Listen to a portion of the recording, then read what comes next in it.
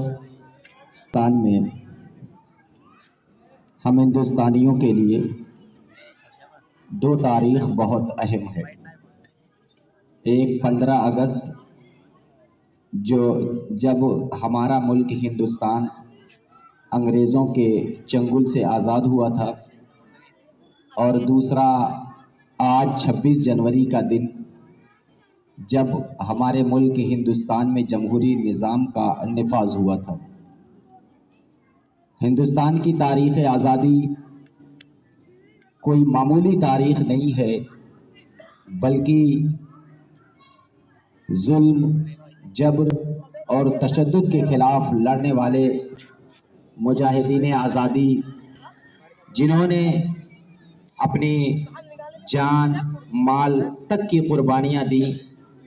گھر بار لوٹے گئے اور ایسے اصول و قوانین کے تابع رہے جو ایک غلامی کی زندگی اور زنجیروں میں جکڑی ہوئی زندگی کی طرح تھی۔ اگر ہم صرف اور صرف 1857 سے 1947 کا جائزہ لیتے ہیں تو یہ 90 سال کا عرصہ ہندوستانیوں کے لیے ایک ایسا زمانہ تھا جس میں کون سی ایسی شدت اور تکلیف نہ تھی جس میں ہندوستانیوں نے برداشت نہ کی ہو۔ بالآخر ہمارا ملک ہندوستان آزاد ہو گیا۔ آزادی کے بعد بھی وہ دستور اساسی، وہ قانون جو انگریزوں نے مرتب کیا تھا، جس کا آخری مرتبہ ترتب 1935 میں ہوا تھا، اسی اصول و قوانین کے مطابق آزادی کے بعد بھی چلتا رہا۔ لیکن آزادی کے ٹھیک 14-15 دن کے بعد 29 اگست 1947 کو یہ ضرورت محسوس ہوئی اور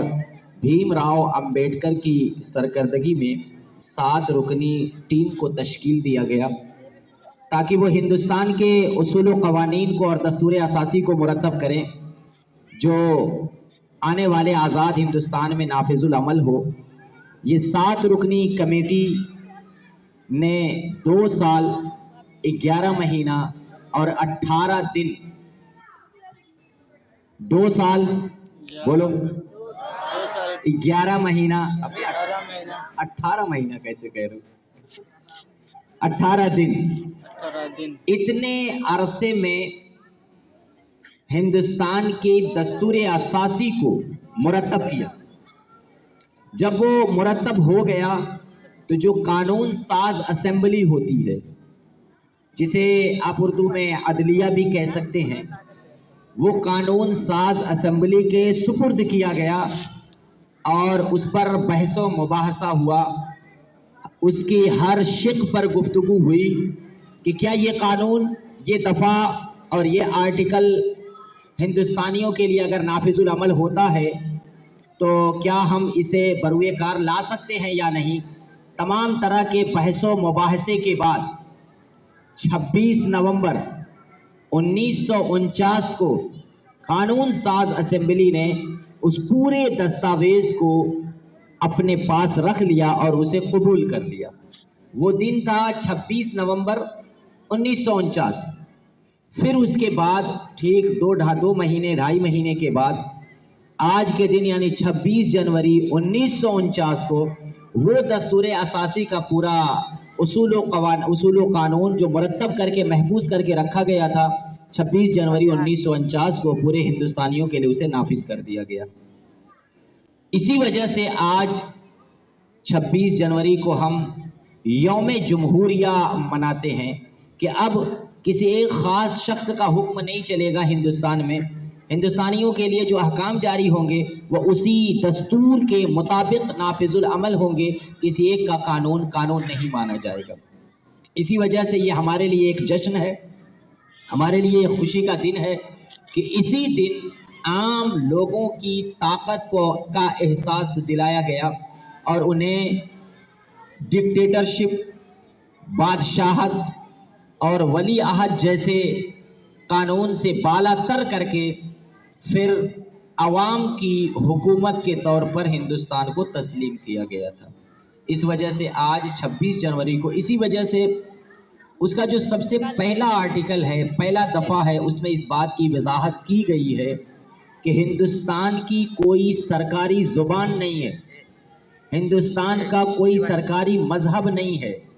کہ کسی ایک خاص مذہب کو وہ پروموٹ کرے، کسی خاص مذہب کی ترویج و اشاعت میں وہ اپنے اراکین کو لگائے، ایسا کچھ نہیں۔ یہ سب سے پہلے آرٹیکل میں اس کی وضاحت کر دی گئی ہے، یہ ہندوستان کا، اور اسی وجہ سے جو دستور العمل کی بک تیار کی گئی، اس ہندوستان کے اس دستور العمل میں یہ باقاعدہ وضاحت پہلی ہی جملہ لکھا ہوا ہے کہ بھارت ایک سیکولر ملک ہے، وہ کسی ایک مذہب، کسی ایک زبان، کسی ایک تعلیم کو فروغ کرنے والا ملک نہیں ہے۔ پھر اس کے بعد اس کے مختلف آرٹیکل میں مذہب کی آزادی، زبان کی آزادی، تہذیب و تمدن کی آزادی، تعلیم گاہوں کے قائم کرنے کی آزادی، اس طرح سے بے شمار آزادی انہیں دی گئی تاکہ وہ اپنے اپنے طور پر اپنی تعلیم گاہوں کو چلا سکتے ہیں۔ تو چل رہا تھا معاملہ یہ کہ اس میں مذہب کی آزادی، زبان کی آزادی، تعلیم گاہوں کے قائم کرنے کی آزادی، اور اپنے شعار کو باقی رکھنے کی آزادی، اپنے تہذیب و تمدن کو اپنانے کی آزادی، اس طرح کی تمام طرح کی آزادی ہمارے دستور العمل میں، ہمارے کانسٹیٹیوشن میں باقاعدہ لکھی گئی ہے۔ آج ہم ہندوستان کی جمہوریت کا 77واں سال منا رہے ہیں، اور باقی تو یہ دستور العمل گویا ایک طرح سے کہہ دیا جائے کہ کتابوں میں لکھی ہوئی باتیں ہیں، عمل کتنا ہوتا ہے ہم مشاہدہ کرتے ہیں۔ بس دعا کیجئے کہ اللہ تعالی ہمیں ہندوستان، اپنے اس ملک میں امن و سکون اور شانتی والی زندگی عطا فرمائے۔ السلام علیکم۔